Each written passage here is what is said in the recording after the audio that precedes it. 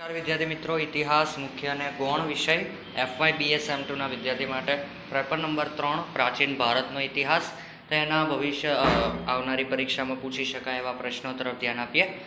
તો પ્રથમ પ્રશ્ન છે, પુષ્યમિત્ર શુંગનો શાસનકાળ જણાવો. તો પુષ્યમિત્ર શુંગનો શાસનકાળ ઈસવીસન પૂર્વે 185 થી 149. આંધ્રના સાતવાહનોની રાજધાની કઈ હતી? તો પ્રતિષ્ઠાન અમરાવતી. મિનેન્ડરની રાજધાની કઈ હતી? તો પંજાબની અંદર શાકલ એ મિનેન્ડરની રાજધાની હતી. કુશાળ વંશમાં સૌથી મહાન રાજા કયો હતો? તો કુશાળ વંશની અંદર સૌથી મહાન રાજા કનિષ્ક. કુશાળ વંશનો સંસ્થાપક કોણ હતા? તો કુજુલ કડફિસિસ નામના સંસ્થાપક હતા. કુશાળો કઈ જાતિના હતા? તો યુહેચી એ જાતિના હતા. ચોથી બૌદ્ધ સમિતિ કયા રાજાના સમયમાં મળી હતી? તો કનિષ્ક રાજાના સમયમાં મળી હતી. ચોથી બૌદ્ધ સમિતિના અંતે કયો સંસ્કૃત ગ્રંથ લખાયો? તો મહાવિભાષા. ચોથી બૌદ્ધ સમિતિ પછી બૌદ્ધ ધર્મના કેટલા પંથો પડ્યા? તો 2. એક તો હિનયાન અને એક મહાયાન. કઈ સમિતિ? તો ચોથી બૌદ્ધ સમિતિ પછી. ચોથી બૌદ્ધ સમિતિ ક્યાં ભરાઈ હતી? કનિષ્ક રાજાના સમયમાં. તો કાશ્મીરમાં કુંડલિકા વિહારની અંદર ચોથી બૌદ્ધ સમિતિ ભરાઈ હતી. મહાયાનના પંથ જે હતો બૌદ્ધનો, એ મહાયાન પંથના પ્રણેતા કોણ હતા? તો નાગાર્જુન હતા, જે મહાન રસાયણશાસ્ત્રી હતા. શક સંવંતની શરૂઆત કોના સમયમાં થઈ? તો શક સંવંતની શરૂઆત કનિષ્કના સમયમાં થઈ હતી. ડૉક્ટર ડી.સી. સરકાર કુષાણ વંશને ભારતના ઇતિહાસમાં કયા યુગ તરીકે ઓળખાવે છે? તો ડૉક્ટર ડી.સી. સરકાર એ કુષાણ વંશને ઇતિહાસની અંદર અગત્યના યુગ તરીકે ઓળખાવે છે. કુષાણો પોતાને કયું બિરુદ આપી ઓળખાવતા હતા? તો પોતાને દેવપુત્રના બિરુદ આપીને ઓળખાવતા હતા. કયા રાજાના સિક્કામાં તે રાજા વીણા વાદન કરતો દેખાય છે? તો સમુદ્રગુપ્તના રાજાના સિક્કામાં તે રાજા વીણા વાદન કરતો હોય તેવું દેખાય છે.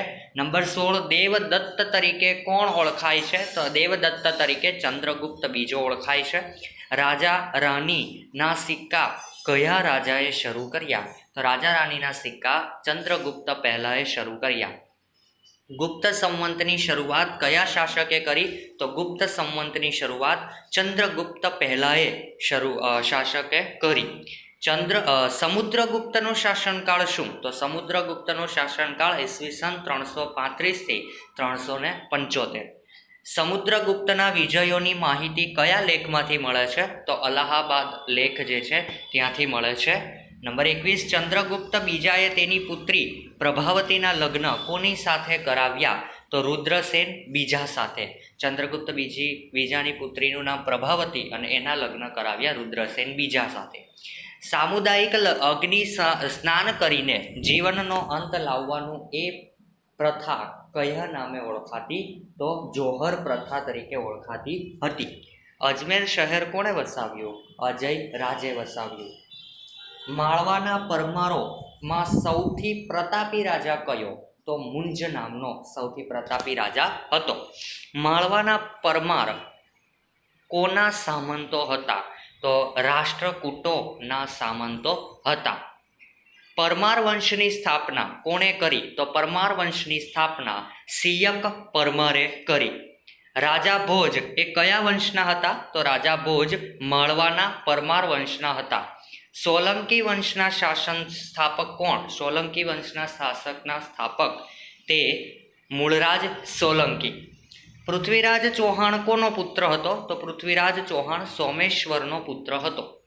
મોહમ્મદ ઘોરીએ તરાઈનું યુદ્ધ કોની સાથે કર્યું? તો પૃથ્વીરાજ ચૌહાણ સાથે કર્યું. ચાલો, રાજા ભોજના દરબારમાં કયો સાહિત્યકાર હતો? તો રાજા ભોજના દરબારમાં ધનપાલ નામનો સાહિત્યકાર હતો. પરમાર શાસનનો અંત કોણે લાવ્યો? તો પરમાર શાસનનો અંત લાવનાર અલાઉદ્દીન ખિલજી. ઈસવીસનને 1305ની અંદર અલાઉદ્દીન ખિલજીએ પરમાર શાસનનો અંત લાવ્યો. સહસ્ત્રલિંગ તળાવ કોણે બંધાવ્યું હતું? તો સિદ્ધરાજ જયસિંહે. પાટણના સોલંકી રાજાઓમાં સર્વશ્રેષ્ઠ રાજા કયો? તો પાટણના સોલંકી રાજાઓમાં સર્વશ્રેષ્ઠ રાજા સિદ્ધરાજ જયસિંહ. કલુચર્ય વંશનો સૌથી પ્રતાપી રાજા કોણ? તો ગાંગેય દેવ. કોનું દશરૂપક કાવ્ય પ્રખ્યાત છે? તો ધનંજયનું. કોણ પૃથ્વી વલ્લભ કહેવાતો? તો વાકપતિરાજ. વાકપતિરાજ શેના તરીકે ઓળખાતો? તો પૃથ્વી વલ્લભ. કહેવાનો અર્થ એવો છે કે તમારે સવાલનો જવાબ અને જવાબનો પણ સવાલ બનાવી શકાય. ગુજરાતમાં સૂર્ય મંદિર ક્યાં આવેલું છે? તો ગુજરાતની અંદર સૂર્ય મંદિર મોઢેરાની અંદર આવેલું છે. કનિષ્ક એ કેટલા વર્ષ સુધી શાસન કર્યું? તો કનિષ્કે 24 વર્ષ સુધી શાસન કર્યું. કનિષ્કે કાશ્મીરમાં કયું શહેર વસાવ્યું? તો કનિષ્કપુર નામનું શહેર વસાવ્યું. ક્યાં વસાવ્યું? કાશ્મીરમાં. મિનેન્ડરે કોના ઉપદેશથી બૌદ્ધ ધર્મ સ્વીકાર્યો? તો નાગસેનના ઉપદેશથી.